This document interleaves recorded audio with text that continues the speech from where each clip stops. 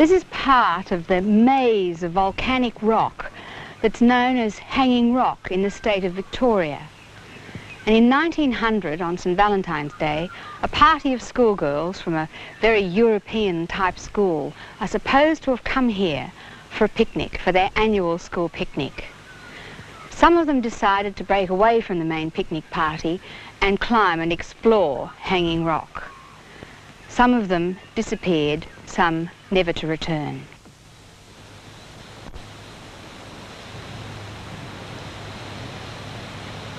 What we see and what we seem are but a dream within a dream.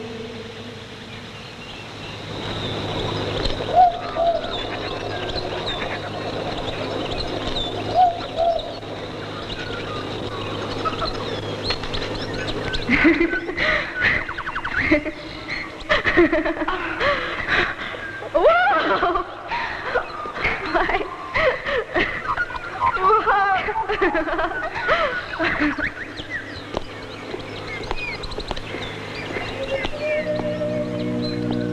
Look! Not down at the ground, Edith. Way up there in the sky.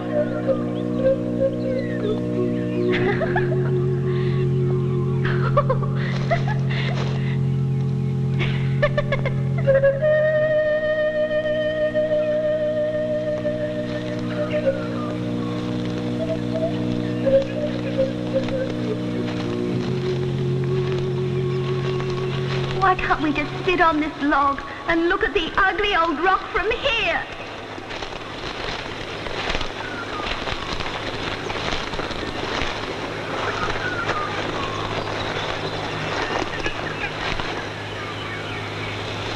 It's nasty here. I never thought it would be so nasty, or I wouldn't have come.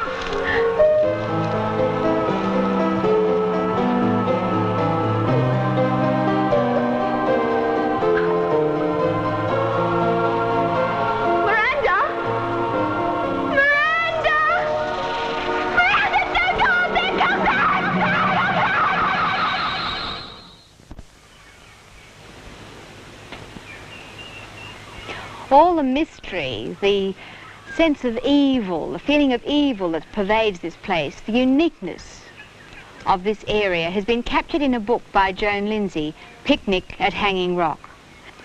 That book has now been made into a film directed by Peter Weir.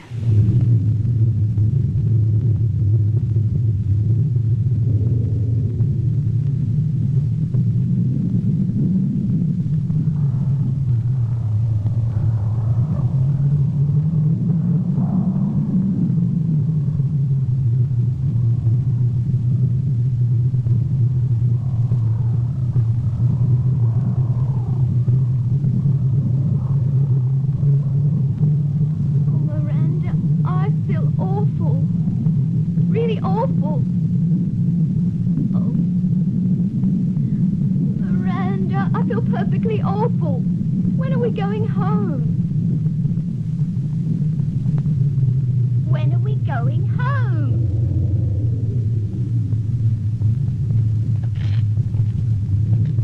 Miranda?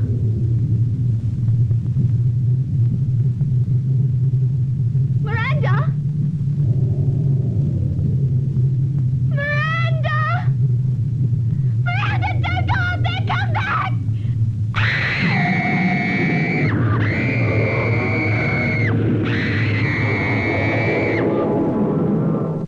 Reading the book for the first time, I found, as others have found, that I couldn't put it down. It was irresistible reading, particularly reading it late at night, tremendous atmosphere. I think because it's a great mystery, and like most people, I love great mysteries. I've always loved the story of the Marie Celeste, of Jack the Ripper, to name two. As a matter of fact, when I was a very small child, I thought that when I died and went to heaven, I would ask God what happened on the Marie Celeste. And I'll probably ask him what happened on Hanging Rock. So the mystery aspect immediately enthralled me. In addition to that, it was the unease, the tremendous unease that the book created. it's in my line of work. It's the sort of films I've done in the past deal with this sort of thing. And so I began to look for what caused that unease. And I think that is directly linked to something which doesn't have all the answers supplied. And that's what intrigued me about her book. It answered enough questions to satisfy and posed enough to intrigue. You can imagine after reading the book, I couldn't wait to get to the rock to see if it was as good as it read, or whether she'd embellished it. And it was as good. Everyone reacts a little differently. For me, it was somehow like a man-made fortification almost. It was as if it was once a ruin, as though it had been a citadel of some ancient peoples. And that impression remained with me. And I think in certain lights on the rock, you can see faces, you can see turrets, you can see towers, you can see walls. It is like a kind of city in the middle of a plain. And I've tried to get some of that feeling into the film. It was very unnerving meeting Joan Lindsay on the set. I'd met her obviously a number of times beforehand, but to have her right there on the day I was filming with her very characters stepping off the pages of a book, I was most anxious to see her reaction. And she was pleased. I hope she'll be as pleased with the film. Joan, how does it feel to be back at Hanging Rock after all these years? Well, it really feels pretty wonderful, but rather spooky. And I'm glad it does, because that feeling of the rock, I could feel it before I got out of the car. How old were you? Can you remember when you first saw the rock? Oh, I was very young. I didn't see it in 1900, I may say, but not all that long after. I think I was about 3 when I first saw it, and it made this extraordinary impression on me. And then I saw it last about 5 years ago, I think, before it had been so much built over as it is now. But it still got the same magic to me, thank God.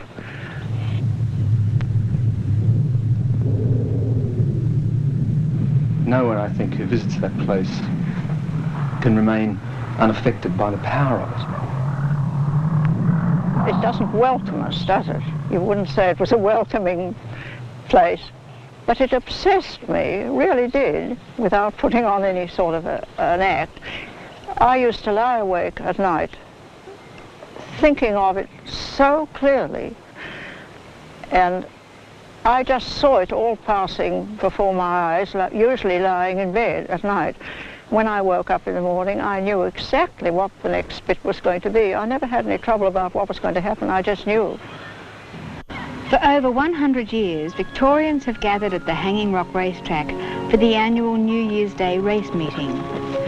Race horses are still trained in the shadow of the rock.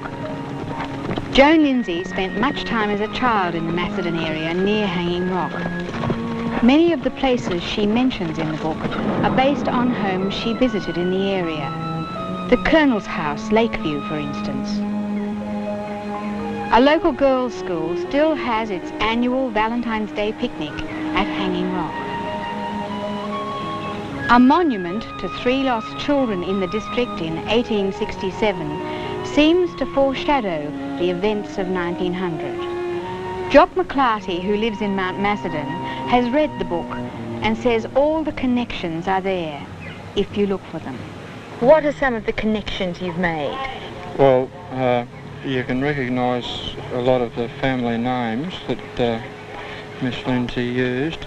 It's possible to recognise the horse and vehicle used in the book as the type of vehicle that Coggers would have had for hire at the time, and it's possible to recognise the tracks they used from the book.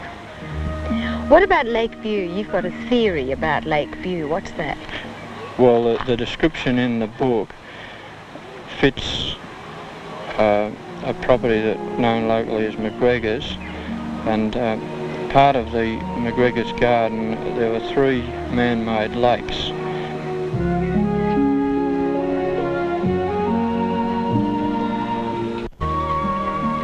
The story of Hanging Rock is not just a mystery story. It's the story of an English tradition transplanted to the other end of the world. Mrs. Appleyard runs a replica of an English girls' school amidst this harsh environment. All the rules and fashions guarding this way of life apply here, even in the height of an Australian summer.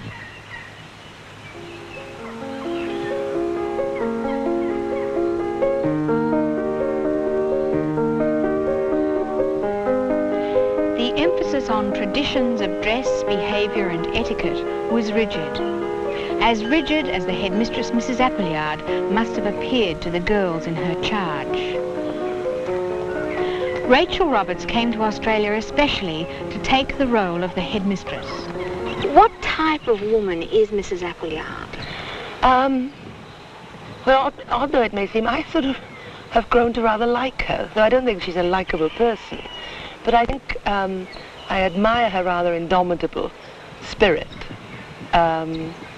And I think she's misguided, but her enthusiasm for the school and the things that she, and I expect a lot of headmistresses emphasised in those days, i.e. deportment, which I don't have, and English literature and romantic poets and how to speak well, how to behave correctly, was the norm of the time, wasn't it?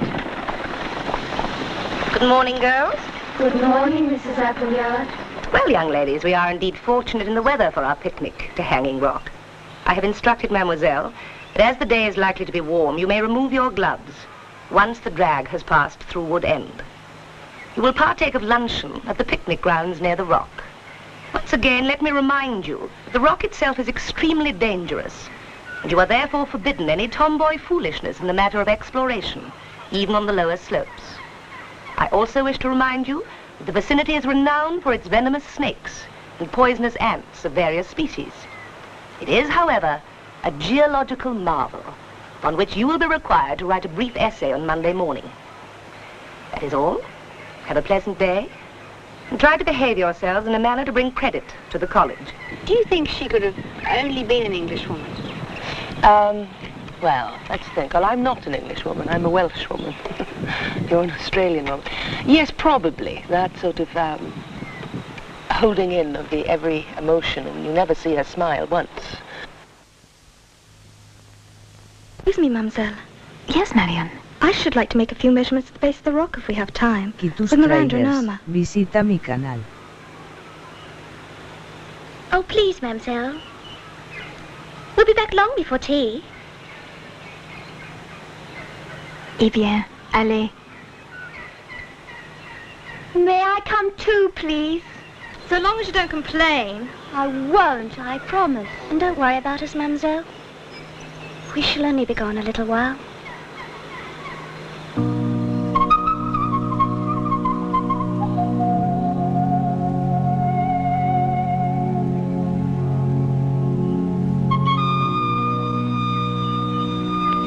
These girls, in their corsets and camisoles, their black stockings and boots, were as unsuitably dressed for midsummer conditions as they were ill prepared for the harsh realities of the Australian bush.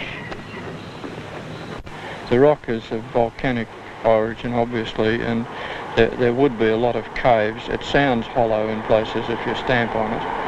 So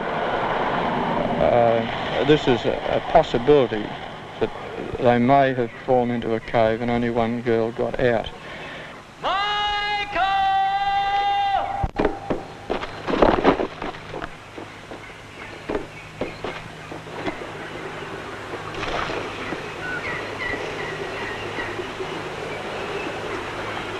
We'll have to be gone soon.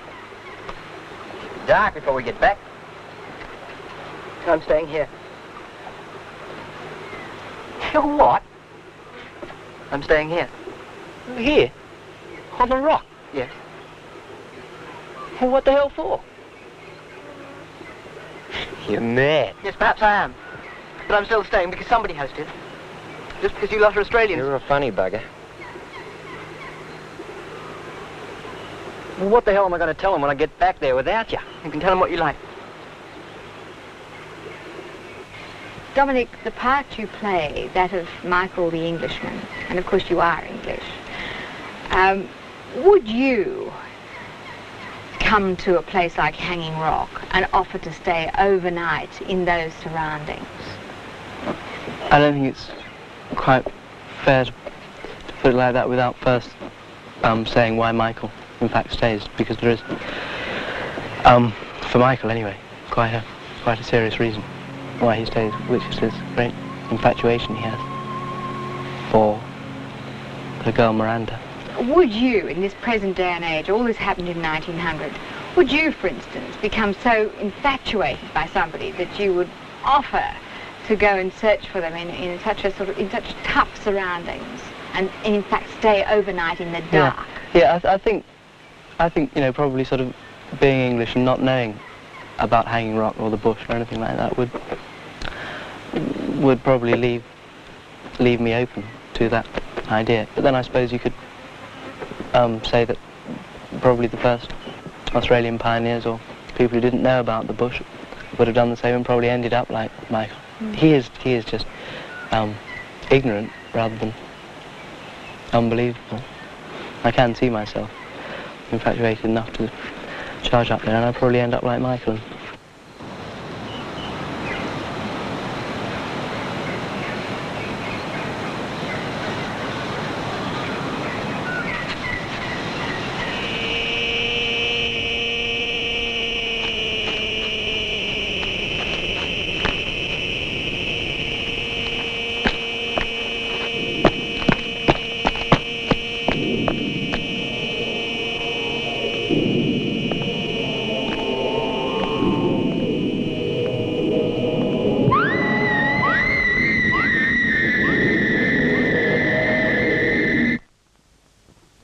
I suppose the greatest problem was handling the two major atmospheres of the book. That is, a period story, and yet a story which is quite contemporary. Such a strange disappearance could occur this weekend somewhere. It could occur next year. It probably occurred in 1400, let alone 1900. So while creating the atmosphere of 1900, at the same time I had to make you feel that slight unease in your theatre seat, that you might walk out of this theatre the night you see the film, or you might put the milk bottles out the night you're looking at this television program, and something might happen, something inexplicable that will alter the pattern of your life. And I feel these things are out there in the air, and this particular story is about one of those incidents. I think one of the other major production problems was to pay attention to the smallest detail, because if the smallest detail isn't right, then the bigger details won't be right. So even if props weren't seen, my art department knew I wanted everything to be authentic and to be real. Hal and Jim, as producers, what sort of extra challenge does Picnic at Hanging Rock present to you as a period film set in 1900? I think the most exciting challenge is to recreate the atmosphere in terms of the locations and the properties, the art direction, and the vehicles, the horses. We scored all around Australia to try and find the correct dressings and elements. Because Australia is such a relatively newly settled country, do you think it's a much more difficult proposition to make a film in period here than, for instance, in Europe? It's really quite hard. However, in South Australia it's easier than other states because for some reason South Australians appear to care more about their past and their heritage than perhaps a faster moving city like Sydney, where the people tend to tear down anything that's older than 10 years old. But we have succeeded in South Australia to get some beautiful locations. I think the building we used for the college is absolutely marvellous and in beautiful condition. It was like a house full of ghosts. The portraits were on the walls, the chairs they'd sat in were there, all in period, or nearly all. And this was a tremendous asset to the film. Martindale Hall was completed in 1879 at the cost of £36,000, a very princely sum for those days. The story of the building of the house is a romantic tale in itself. Mr. Edmund Bowman, who owned the land, was in love with a certain English lady who apparently was not keen on coming out to pioneering discomforts, and who lived in a Georgian mansion herself in England. So to induce this fair lady to emigrate, Mr. Bowman said he would build a replica of her home in England, and this resulted in Martindale Hall. The lady didn't come after all. Rachel Roberts, what effect does this house have on you? Well, I think it's extraordinary. I've never been to Australia before. I think it's a beautiful country. And the drive out from the motel where I'm staying outside Clare, through all that rolling countryside, and then suddenly to see this, well, it's beautifully built. It's a stunning reaction when I first saw it, when Peter Weir, the director, drove me out the day before I started filming. I really couldn't believe my eyes, you know. I can't honestly say that I find it a happy house. I find it slightly oppressive inside. It's atmospheric, certainly. For the purposes of your film, I think it's an excellent choice. It's an interesting era. Interesting in this country particularly is most of our historical films and television plays have been concerned with bushrangers, pioneers, and the gold rush. This is about none of those. This is principally about an elite which is gone. The kind of wealthy young ladies that attended Appleyard College are no more. In fact, it was a great problem in casting to find young girls with enough elegance and style and breeding to be able to reproduce the type of person that was at the school in 1900.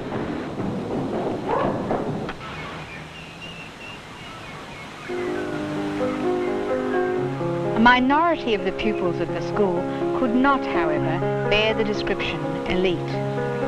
Sarah Wayborn, for instance, depended entirely on her rather forgetful guardian for her continued existence in this privileged atmosphere.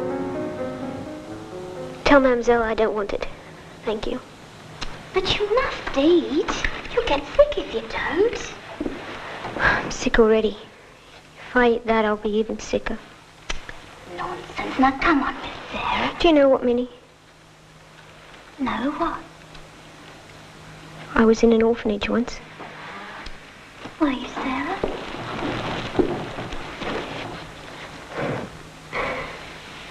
I had a brother then,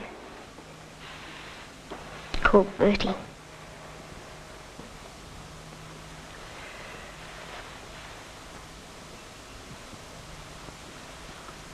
I told the matron I wanted to be a lady circus rider on a white horse in a spangled dress. She was afraid I'd run away, so she shaved my head. I bit her arm. It bled. So she painted my head with gentian fire.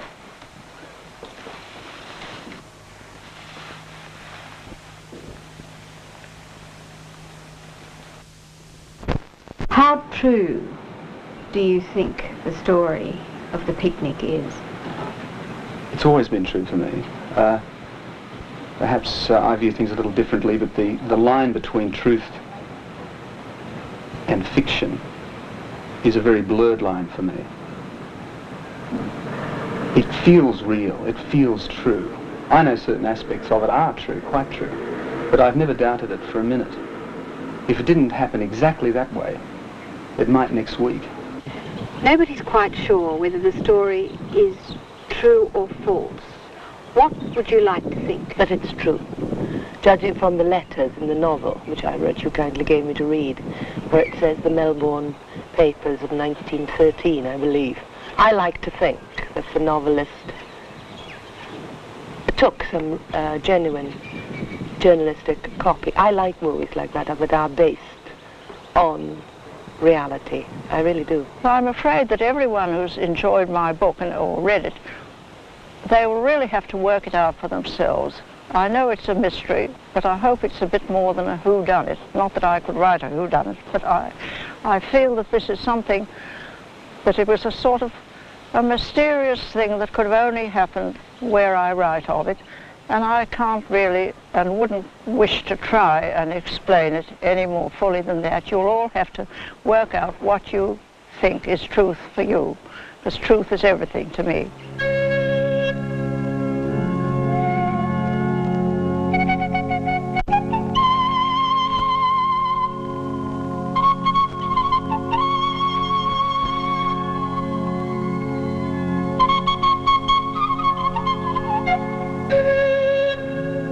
Y tus trailers, visita mi canal.